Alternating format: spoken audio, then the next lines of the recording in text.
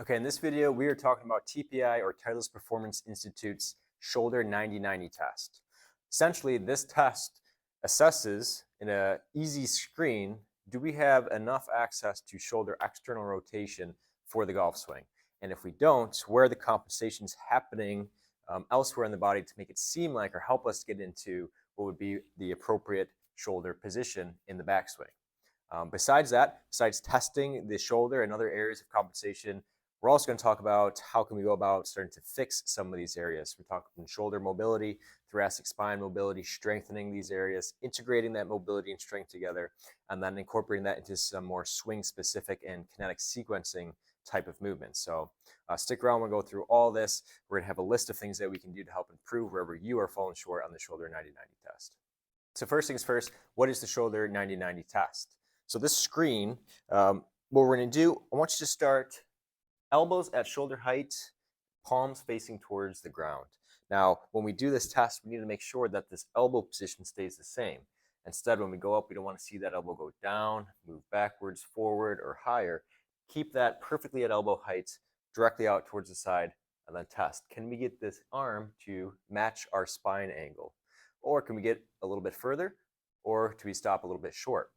Take a video, use a friend, get some help to see where exactly do you line up. If you can't get to at least spine angle, then we know that we really need to start working on our shoulder external rotation and strength to make sure that we can get into these positions in the golf swing. Now, the lead side arm, say if you're a righty golfer or a left arm, it's important that we have full access to shoulder range of motion. But it's especially important on the trail side arm to make sure that we have enough shoulder external rotation specifically. So same thing here, keeping that elbow at shoulder height. Can we get to spine angle? Can we get a little bit further? Or do we stop short? Again, if we really can't get past spine angle on this backside shoulder, that's when we really want to make sure we're working on this right side, if you're ready to golf, for external rotation. Now there's a part two to this test. I want you to imagine you're holding something like a 5-iron. Put your hands, same thing, palms towards the ground, and then we do that same exact test. Use a mirror, use a friend, use a video.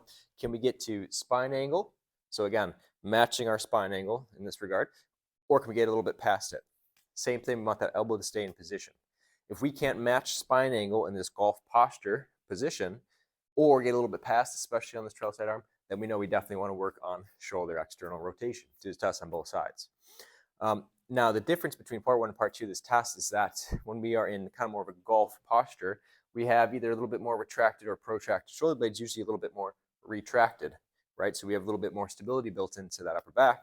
But if we lack the ability to actually retract our shoulders, or in a retracted position, we have missing mobility in that position specifically, well, that's even more important, right? Because we need to make sure that we can do this and have access to it in more of a golf position. So that might be a little pulled, shoulder blades pulled together position. And again, if we don't have access to that in the golf specific position, the difference there, again, is the scapular position. So it tells us a little bit more about, is it truly just a mobility issue in the shoulder joint? Is it a muscle tightness issue? Or part two, is it a stability issue where when we put you in a different position, you've done it before, you've had access to it here, why can't you do it here? And it tells us that there's a little stability motor control component to it as well. And that just tells us a little bit more about the interventions that we can do to help this get a little bit better. Now, how does this integrate into the golf swing? So we talked about this position being really important, but let's talk about the kinematic sequence itself and then integrate that all together so you can get a better understanding. So the kinematic sequence itself describes the series of events going from the backswing into the downswing. So the first thing that we see, and Titleist Performance Institute has found, is that the best ball strikers in the world, what they'll do is when they go into their backswing, they initiate the downswing with a little bit of a rotation and even just a little bit of a little slide here, right? We're not going all the way through, but it's just a little lateral movement at the pelvis and rotation back towards the midline. So this pelvis is actually rotating back towards the midline while the upper half and arm is still actually moving in the backswing. Now, after this pelvis moves, it kind of slingshots the trunk around, and then the trunk creates a little bit of separation between the trunk and the arm. Now, in our backswing position, our backside arm especially is in this externally rotated position. So if we're going to move the trunk without moving the arm, we are moving into more and more of that externally rotated position. And an externally rotated arm at more of an extreme of shoulder abduction and extension. So all this means is that this is quite an extreme of our range of motion, and we have to be strong enough and comfortable enough here to start moving things independently of each other. It takes a lot of motor control to do that, and strength. So after the trunk comes around, comes the shoulder, and then last we finish by delivering that club. Now, if we have any issues here, then we know we're really going to have an issue separating our upper half from our lower half, or at least our arm from our trunk and our arm from the club. Right? So a lot of people that come and move together or steep through there, oftentimes that's because they can't get into this position here. They're stuck here. And when we try to initiate that downswing, there's nowhere else for it to go. It can't stay. This back arm can't stay here, so it has to come along for the ride. And that's where the swing plane and different things are affected by missing this trail side shoulder mobility, especially this external rotation, which we're testing here. So kinematic sequence: pelvis, trunk, arm, club, right? They all kind of work together to speed up and then slingshot the one behind it. If we struggle to get in this position shown from that shoulder 90-90 test, then we know we're going to struggle to create an effective kinematic sequence. Now, there's some things that we can do to take a closer look to see what's really going on and all the different components involved in this. So let's take a closer look at that shoulder mobility itself. I also want to take a look at some trunk mobility and different things that, again, are involved in creating this kinematic sequence and that shoulder 90-90 test. So let's take a closer look at shoulder internal and external rotation. To get a good sense of what's really going on purely at the shoulder joint, we can test our passive shoulder external and internal rotation. So we take away weight bearing, the fact that we have to actively pull ourselves into these positions, and instead we can just see passively what do we have access to in that shoulder. It tells us a little bit more precisely at the shoulder capsule itself. So we start again with the elbow at 90 degrees from our side. And then for external rotation, we're seeing how far can this hand go back, externally rotating before this shoulder wants to start to pop off the table like that. So you see I get kind of stuck here, and then if I want to crank into more, this shoulder starts to poke up and out. So you'll notice when that happens, what you want to do is stop just before that starts to happen. So in this case, I'm about right here, and then get a measurement. Is that 90 degrees of external rotation or less? Do the same thing on our important trail side arm. And again, we can measure, see, we truly have good 90 degrees of shoulder external rotation there. Now, when it comes to internal rotation, you do the same thing, just dropping palm down towards the ground. What we want to get to here is about 60 to 70 degrees of internal rotation before this shoulder starts to pop off the table like that. We are no longer getting true shoulder internal rotation here. Instead, we are getting compensation. So this is something else happening to create what looks like shoulder internal rotation. It's really more of almost scapular protraction, right? So we want to truly see purely shoulder motion. When do I start to push up into my hand here? It's right about there that starts to poke up. So that is shoulder external and internal rotation. We can also do shoulder flexion, where we raise our arm up, up, up, and we want to see to what point do we get before this elbow tries to deviate out towards the sides.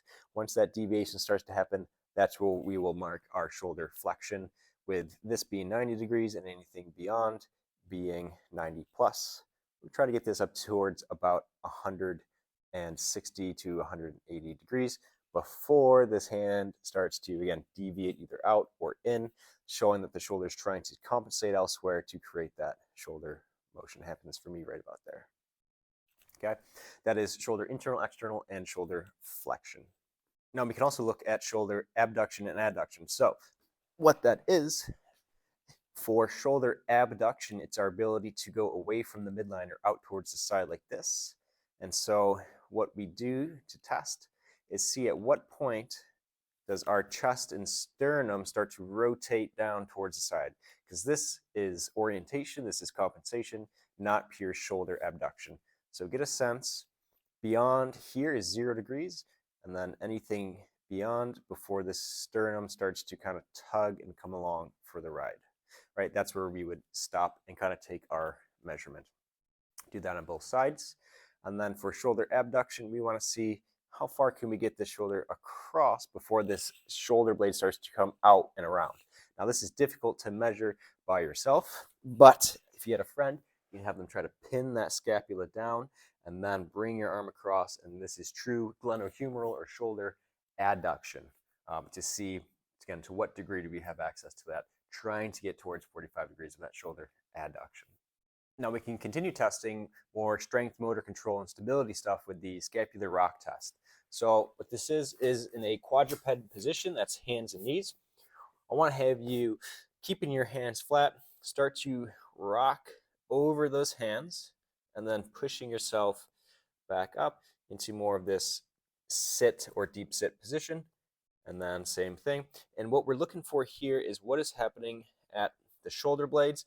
We can also see what's happening at the pelvis. It tells us a little bit about stability through the core, but also at what point do we have the shoulder blades where those start moving too much or stop moving, but also do they start to wing, or do those shoulder blades start to come off of that rib cage and again start to kind of wing through that position, or do they stay flush to the rib cage through the entire motion? Do you see that the rib or the scapula rotate on the rib cage as they're supposed to as we go into more shoulder flexion, or do they kind of stop rotating and instead do maybe some of that winging like we talked about?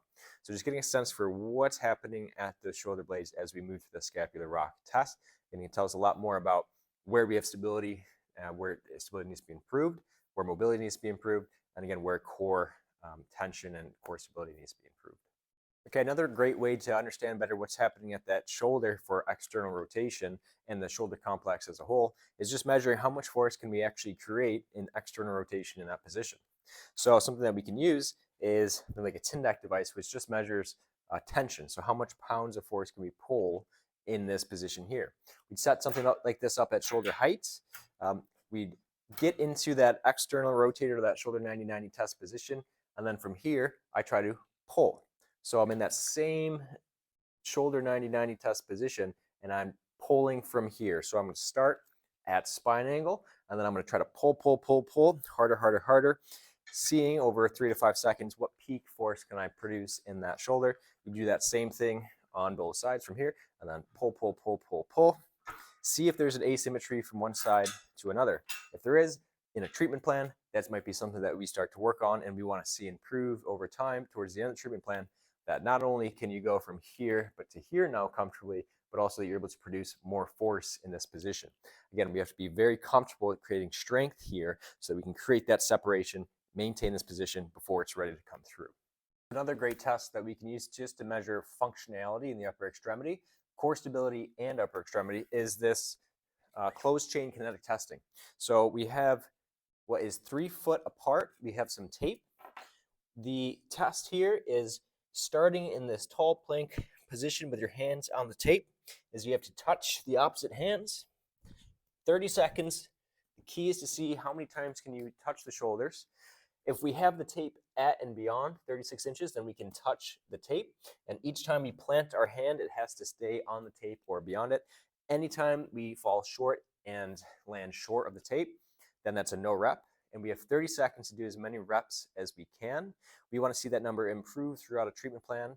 We'd also like to see that number, again, be about 38 taps within 30 seconds. So if we're short of that number, then we know this is something that we can work on, and we want to see translate and get better, because it's a test, again, of our upper extremity stability, motor control, but also core stability as well. Okay, this is our upper extremity motor control test.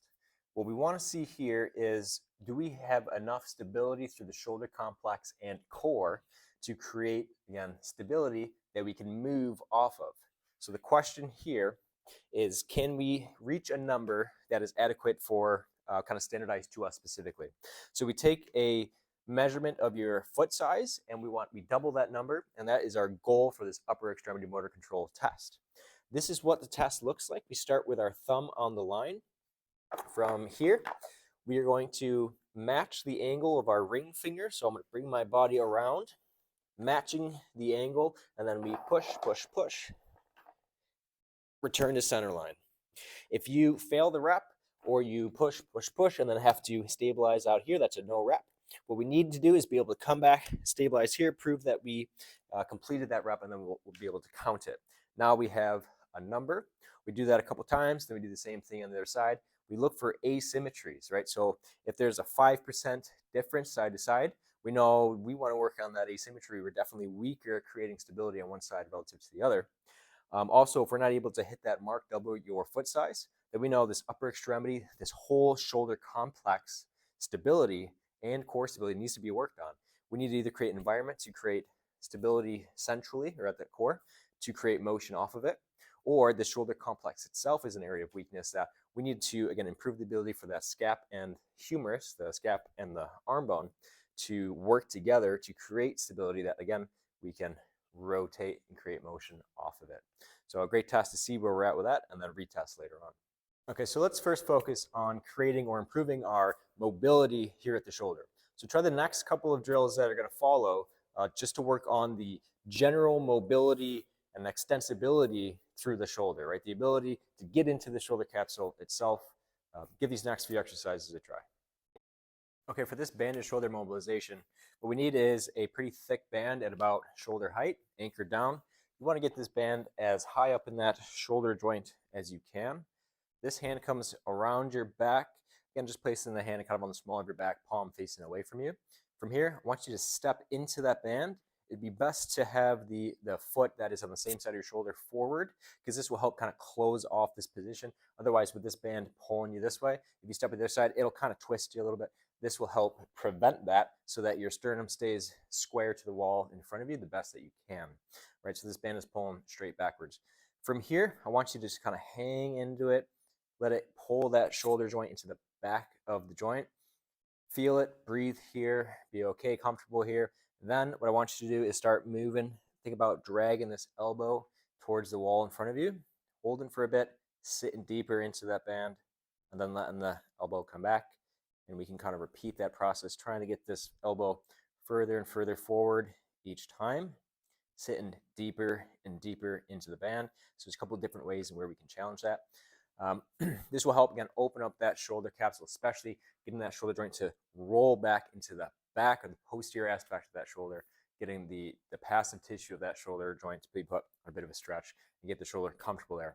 And again, the hand is in the back like this, and we're dragging that elbow forward and backward, helping to mobilize that shoulder joint. Okay, for this drill, we call it scaps high and wide. We can do it in a few different positions, but we'll start in this hook lying position, which is on your back with your feet flat on the floor.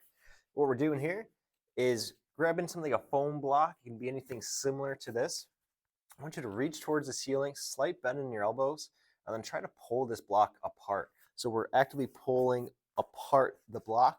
Think about ripping it in half, but just give it like a 2 or 3 out of 10 effort, not maximal effort. What you should feel as you pull some tension in this block is your scaps want to kind of come out and around. I want to encourage that. Try to get your scaps out and around your shoulder blades and see if we can get that more by pulling into the block.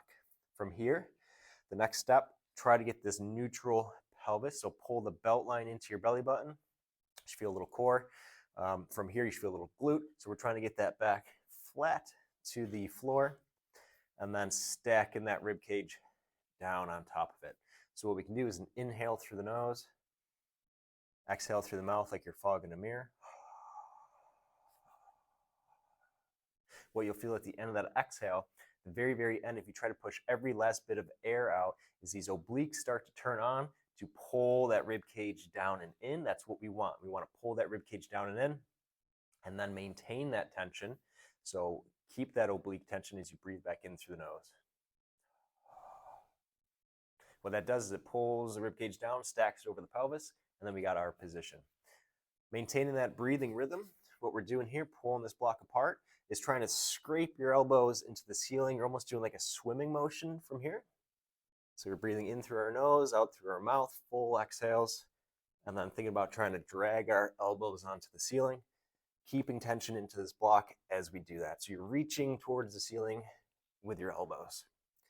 What we get in this position is those shoulder blades come out and around the rib cage, and then we get them moving out in this position. It's a great mobility drill to create some expansion in that upper back. And then again, learning and teaching those scapula to move kind of independent with the shoulder. And we even get a little bit of T-spine rotation as we do it. But it has to be coming from the elbows. You're reaching with those elbows, not with the hands, because that just emphasizes more elbow extension here.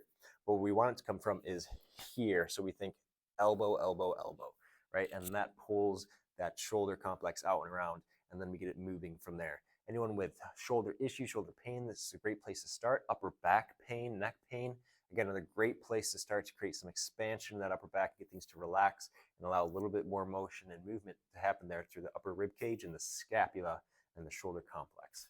Give it a shot. Okay, now let's specifically talk about how to create external rotation mobility here at the shoulder. Again, so important for this and being comfortable through here. So how can we create external rotation mobility specifically and work on creating some strength in that position, right? So we're not just now working on the mobility passively, but also can we start to work on controlling this new range of motion that we're getting and be strong with it. So I'll try the next couple of drills and exercises here to work on that specifically. Okay, this is the FRC shoulder external rotation pails and rails.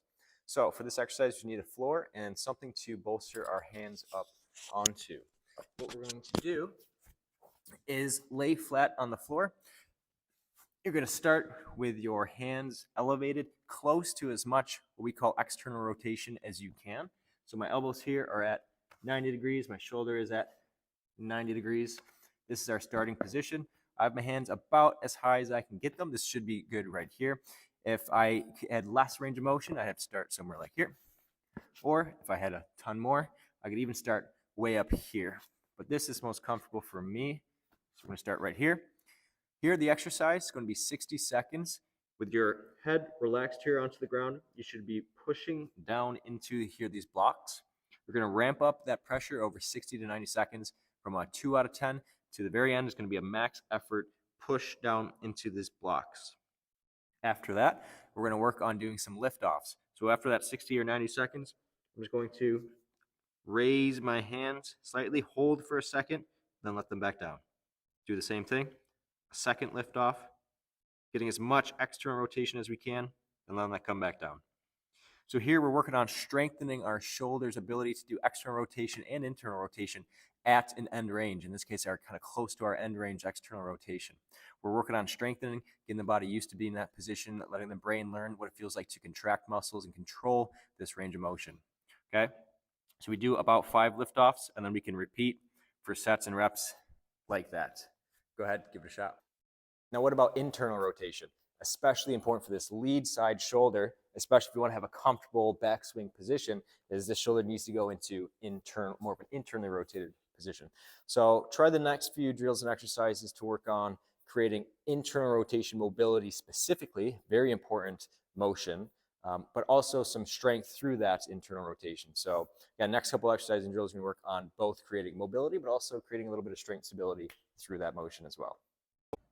Okay, for our DNS 5-month upper body roll position, what we're going to do is we're going to lay on our side. Our hips are going to be about 45 degrees with our knees at 45 degrees. We're going to stack our shoulders, so we're actually going to protract a little bit this bottom side arm so that our shoulder is directly underneath our other shoulder here. We're going to use this arm for a reference. What we're going to do here in this position is try to push our shoulder blades towards that ceiling. And what that should do as we think about doing that, it should open up some space down here, a little mouse hole through here. What I want you to do for the rest of the exercise is maintain this space. So maintain that kind of side plank position, shoulders stacked in a straight line. And then from here, we're going to let our body weight over about 5 seconds pull us forward or let us kind of drop towards the floor as we control that motion with the bottom of our arm. So we're going to push the bottom side of our arm into the ground just enough to let our body weight overcome it, keeping the space here. And then try and when you get used to it, kind of exaggerate how far you can actually get. You'll be surprised. Keep going. Again, always maintaining this pressure, keeping that space open. And then allow yourself to open up slightly. And then I want you to control that back in. Always pushing this into the ground. A 7 out of 10 effort. And then just controlling this as we roll over top. Again, keeping the space open through here. 5 seconds you should think on the way down, and then 5 seconds to open it back up, and just let that back of the shoulder start to burn as all those muscles are working to control this motion of your body weight falling forward, only stopped by you pushing this arm into the ground. Now, how do we put all this together? The next few drills and exercises are going to work on the motor control component.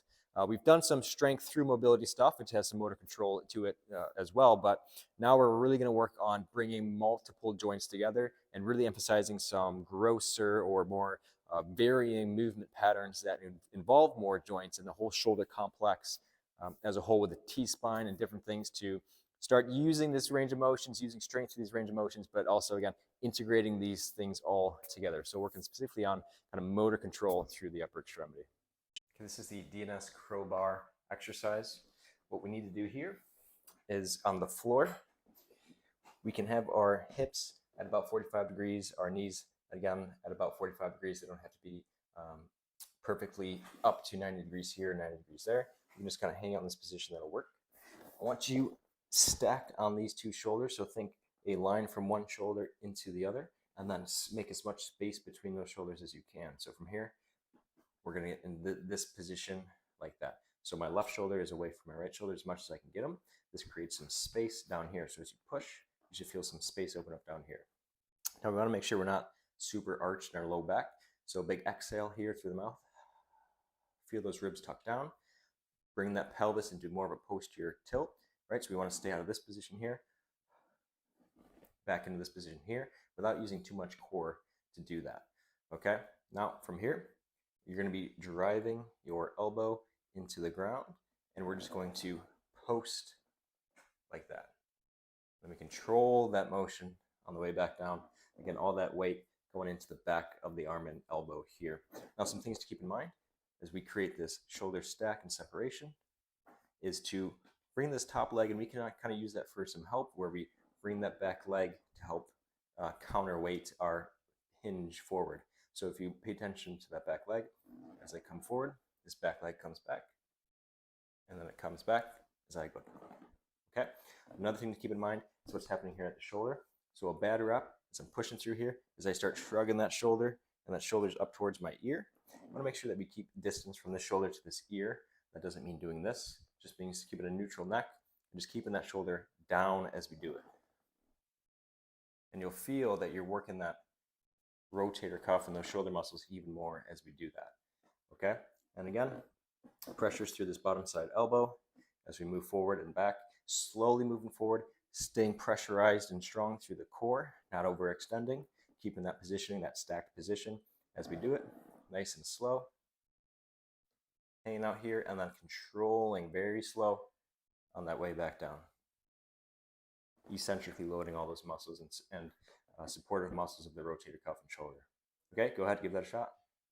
Okay, for this exercise or drill, what we need is a thick band tied around the bottom of something solid like a rack, and some very light dumbbells. The idea with this exercise is to put your low back into flexion and try to limit how much extension can come from any part of the spine besides the thoracic spine. So we use a really heavy band to help us get into this deep, deep squat. This band is kind of pushing me, pulling me forward, so I can be super comfortable here in the low squat with my low back in flexion.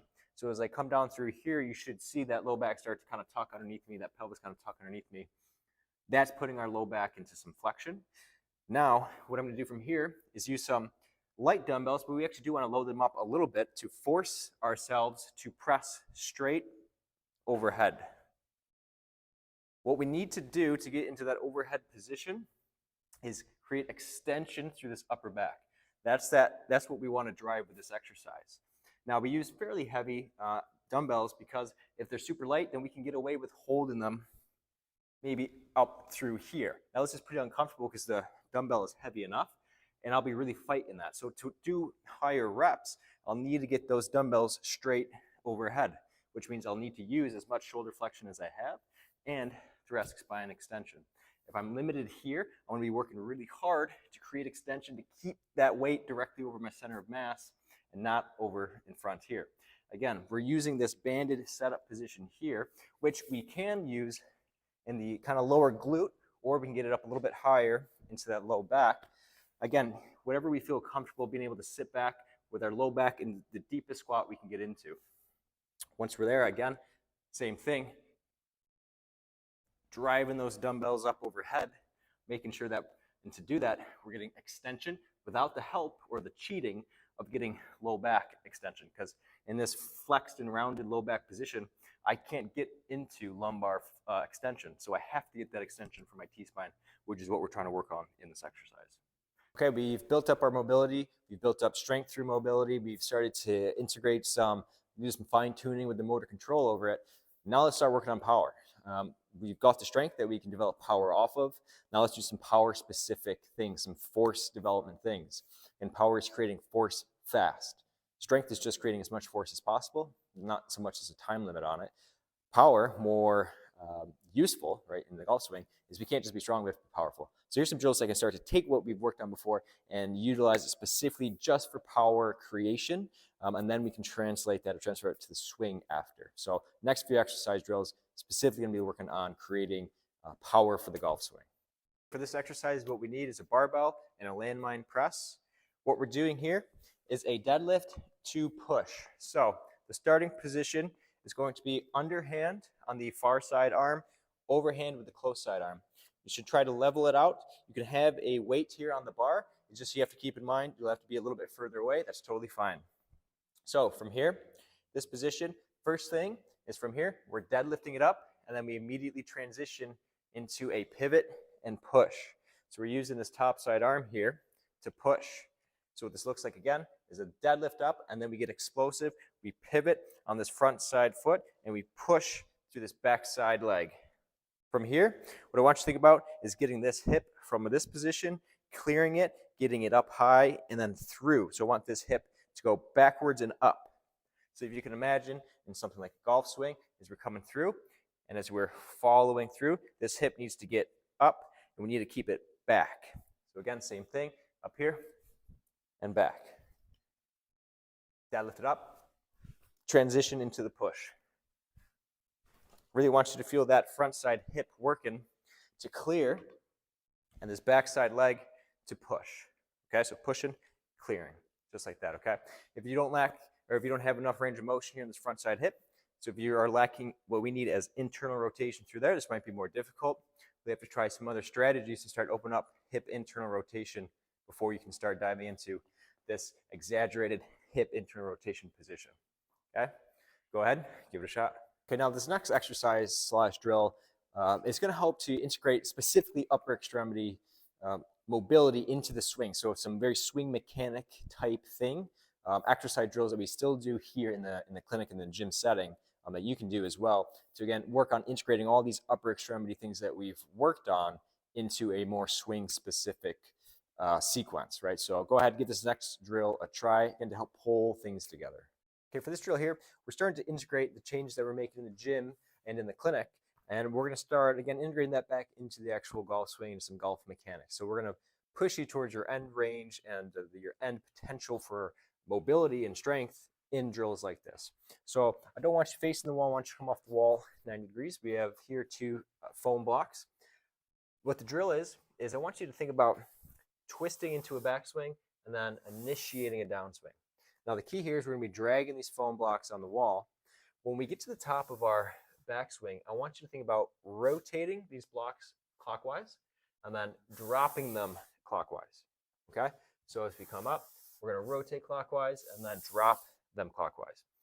To prevent this over the top type swing, it would be a counterclockwise rotation and then a clockwise drop of the foam block. So again, in this case, all we're doing here with this drill is forcing you to really use your end range of motion of this shoulder external rotation while we create a little bit of lag in the system. So we get comfortable creating that stretch shortening cycle and at the same time not slingshotting up over top, but instead rotating back and slingshotting through and down. Okay, so it helps you feel what it's like at the shoulder and a little bit at the trunk to create that more shallow swing plane positioning. We're giving you the capacity to do that so that you can go on the range and work on your drills that are helping you to work on your club path. And you know that if any moment you need to be able to create this sort of stretch shortening cycle and the shoulder external rotation to do that, that again, we put you in positions that you're comfortable physically actually doing that. It makes the transfer from whatever golf drill you're doing much better, essentially. So go ahead, give it a shot. Okay, next we have some golf swing drills. So I want you to take these drills and do them out on the range.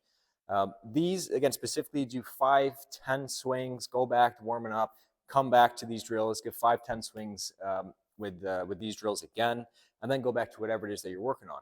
The purpose of these drills is to help take what we've worked on in the gym and in the clinic, the mobility, the strength, the motor control, the power development, and then some of the swing mechanics, integrating this into kind of a more upper body, the swing control over it.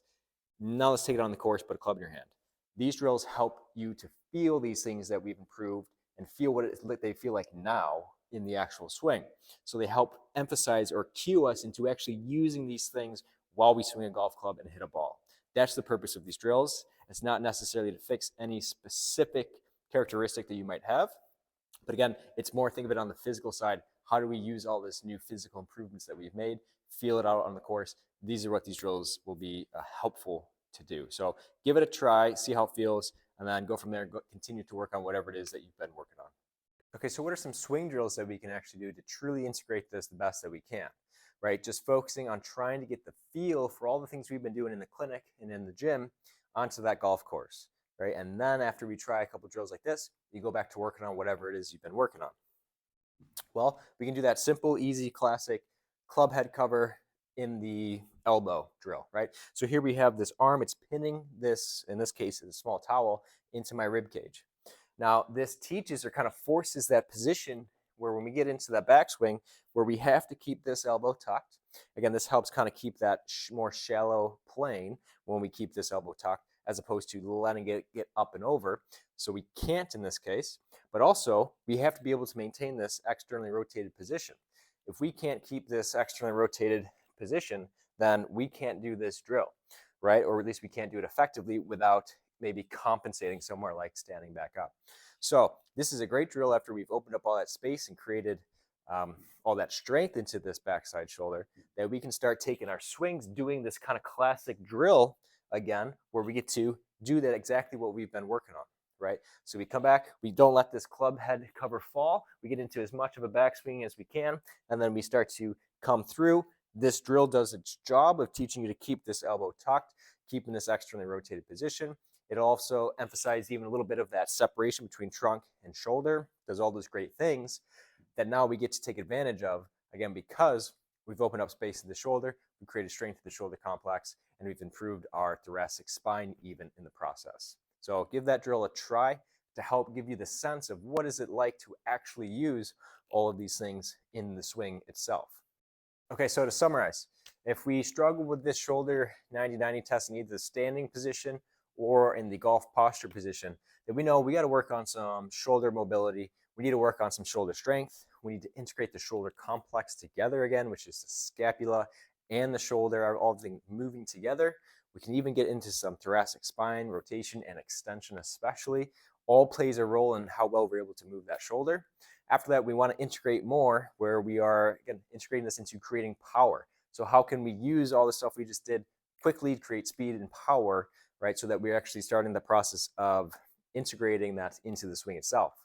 Then how can we do some more golf specific stuff using all these things that we've been improving to, again, take it one step further to integrate. And then last, what are some swing drills we can actually do on the course that really emphasizes all the improvements that we've made into that golf swing, right? To create these changes into the golf swing itself. So you feel what it's like to use these things in the swing. We went over all this stuff. Replay whatever parts you need to work on the most. Do these tests at the beginning. Figure out where you're at, retest as you move along with whatever you can. And then from there, do the process of integrating these things back into the swing. If you have any questions, leave a comment or reach out through the email. Links are in the bio. You can learn a little bit more about what we're doing here at Integrated Rehab and Performance Center. And again, don't hesitate to reach out with any questions. Like, subscribe, share the video the best you can. If you found it useful, let us know. Bye.